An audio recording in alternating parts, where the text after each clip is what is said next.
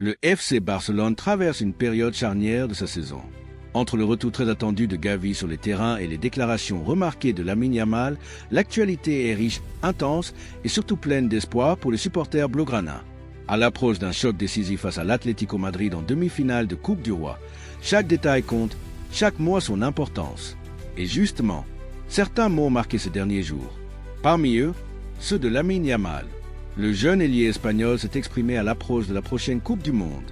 Même si la compétition est encore loin, son message est clair. Son objectif est simple, gagner avec l'Espagne. Il l'a dit sans détour. Il veut tout donner pour son pays. Cette déclaration montre une chose importante. Malgré son jeune âge, Lamine Yamal sait déjà ce que représente le maillot national. Il comprend la responsabilité, il comprend l'attente et surtout, il assume. Ce qui est intéressant, c'est que ce sera sa première Coupe du Monde. Beaucoup ont l'impression qu'il est là depuis longtemps, tant il joue avec maturité et régularité. Mais en réalité, en 2022, il n'était pas encore sélectionné avec l'équipe nationale. Sa première grande compétition internationale, c'était l'Euro. Et cet Euro, il a remporté. Un début de carrière presque parfait. Pour l'instant, Lamine Yamal n'a pas encore connu de véritable échec en sélection.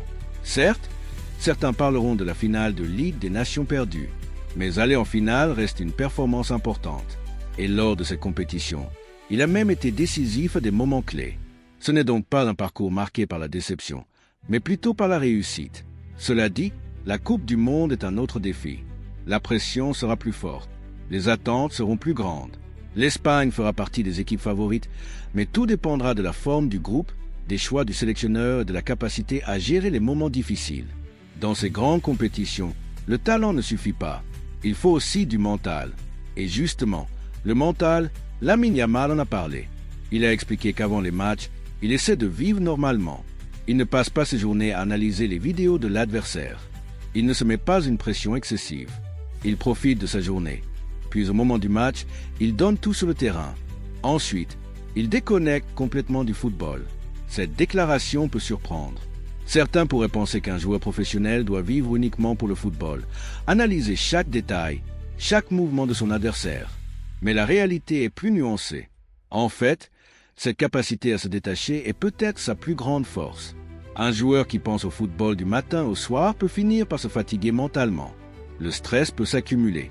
La pression peut devenir trop lourde. En revanche, un joueur qui sait équilibrer sa vie, qui garde des moments pour lui, pour sa famille, pour ses passions, arrive plus frais mentalement sur le terrain. Et c'est peut-être ce qui rend Lamine Yamal si libre dans son jeu. Quand on le regarde jouer, on voit un joueur qui tente, qui provoque, qui n'a pas peur. Cette audace vient souvent d'un esprit léger. S'il passait ses journées à analyser chaque latéral adverse, à penser à chaque erreur possible, il jouerait peut-être avec plus de retenue, plus de peur. Il ne faut pas oublier une chose essentielle. Les footballeurs sont des êtres humains. Ils ont une vie en dehors du terrain.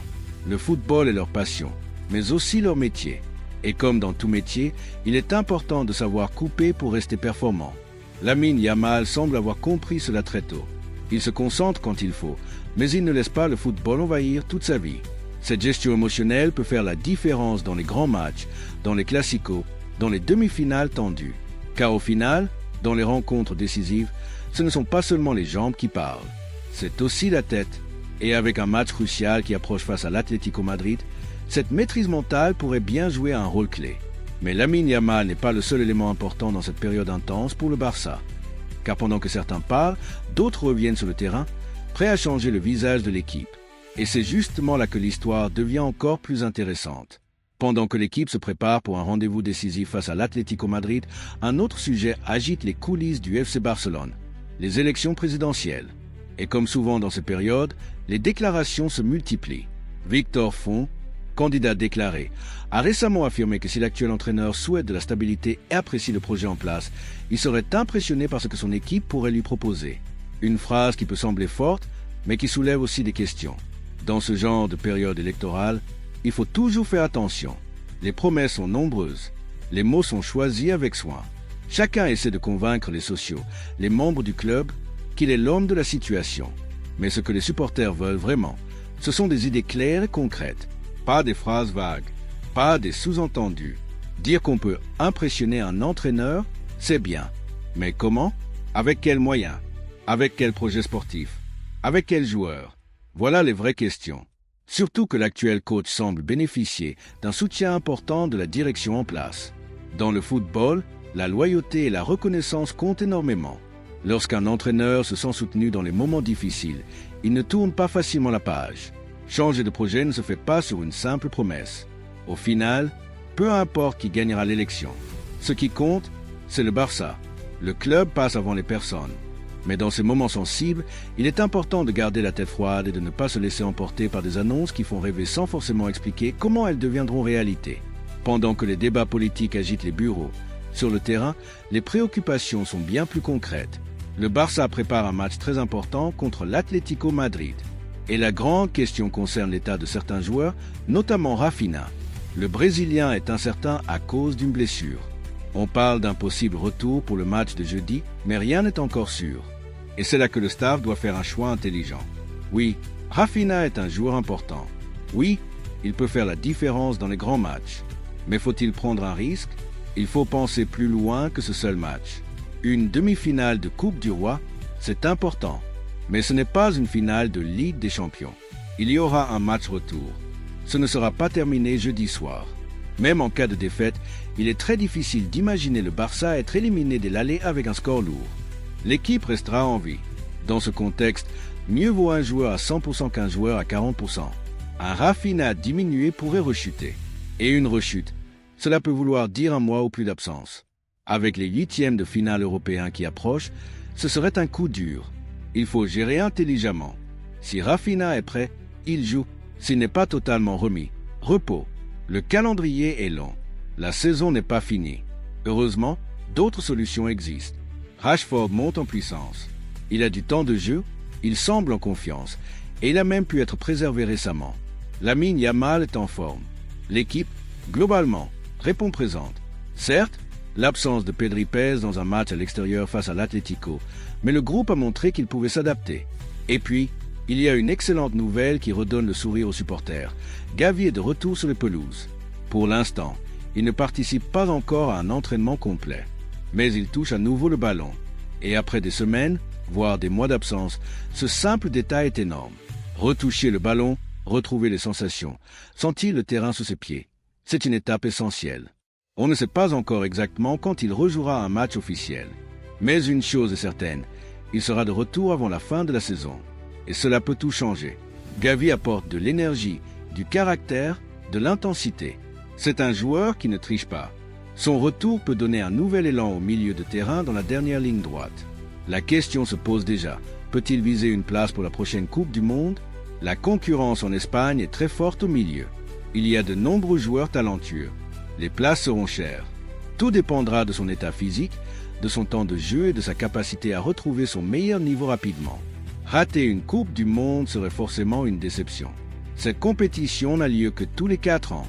Dans une carrière, les occasions sont limitées. Mais pour l'instant, le plus important est ailleurs. Revenir progressivement, sans brûler les étapes. La fin de saison sera déterminante. Chaque minute jouée comptera. Chaque performance sera observée. Et alors que l'équipe tente de retrouver tous ses atouts au meilleur moment, un autre dossier commence déjà à prendre de l'ampleur en coulisses. Car au-delà des blessures et des élections, le Barça prépare aussi son avenir sur le marché des transferts. Au-delà du terrain et des échéances immédiates, le FC Barcelone prépare déjà son avenir. Et une grande question divise aujourd'hui les observateurs. Faut-il recruter en priorité un attaquant de très haut niveau ou renforcer la défense centrale? En interne, l'idée qui circule est claire, le club considère qu'il est prioritaire de trouver un véritable buteur de référence.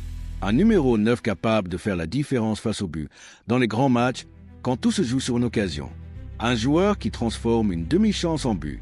Un joueur qui rassure toute l'équipe. Mais attention, pas n'importe quel attaquant. Si c'est pour recruter un joueur au niveau similaire à Ferran Torres ou à un Lewandowski en fin de cycle, cela ne changerait pas vraiment le problème. Ce que le Barça doit viser, c'est un attaquant supérieur, un top 9, un joueur capable de porter l'attaque sur ses épaules. Un profil dominant, décisif, régulier. Évidemment, des noms comme Haaland font rêver, mais la réalité financière du club complique ce type d'opération. De l'autre côté, il y a la défense centrale. Là aussi, le débat est réel. Le Barça a montré des fragilités défensives cette saison. La charnière a parfois été critiquée. Quand un cadre quitte l'équipe sans être remplacé par un joueur du même niveau, un déséquilibre apparaît. Aujourd'hui, des joueurs comme Araujo, Eric Garcia ou Gérard Martin font le travail, mais certains estiment que la défense manque d'un patron incontestable, d'un leader capable de sécuriser les grands rendez-vous. Et là encore, la logique est la même.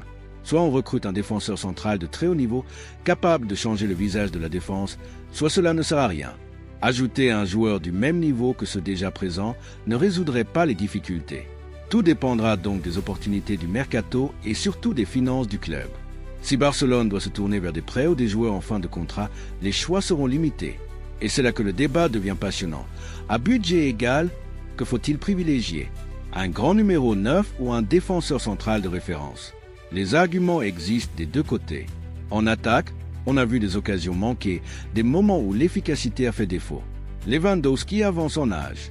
Ferran alterne le bon et le moins bon. Dans les matchs serrés, un grand buteur peut faire basculer une saison. Mais en défense, les lacunes ont aussi coûté cher. Dans les grands rendez-vous, une erreur peut tout changer. Une mauvaise relance, un marquage approximatif et le travail de toute une équipe peut s'effondrer. Le choix ne sera pas simple. Et ce débat, il concerne aussi les supporters. Car le projet sportif du Barça des prochaines années dépendra en partie de cette décision stratégique. Dans ce contexte, un autre poste semble aujourd'hui beaucoup plus rassurant, celui de gardien de but. Les comparaisons statistiques circulent, notamment entre Thibaut Courtois et Johan Garcia. Mais les chiffres ne racontent pas tout. Un grand gardien, on le reconnaît surtout dans les grands moments, en 8e ou en quart de finale de Ligue des Champions. Dans une finale internationale, quand il réalise l'arrêt décisif qui change l'histoire d'un match. On l'a vu avec Donnarumma lors de certaines campagnes européennes. On l'a vu avec Emiliano Martinez en Coupe du Monde. C'est dans ces instants que se construit la légende d'un gardien. Pour l'instant, Johan Garcia réalise une saison impressionnante. Certes, il est beaucoup sollicité, ce qui augmente naturellement son nombre d'arrêts. Mais il répond présent.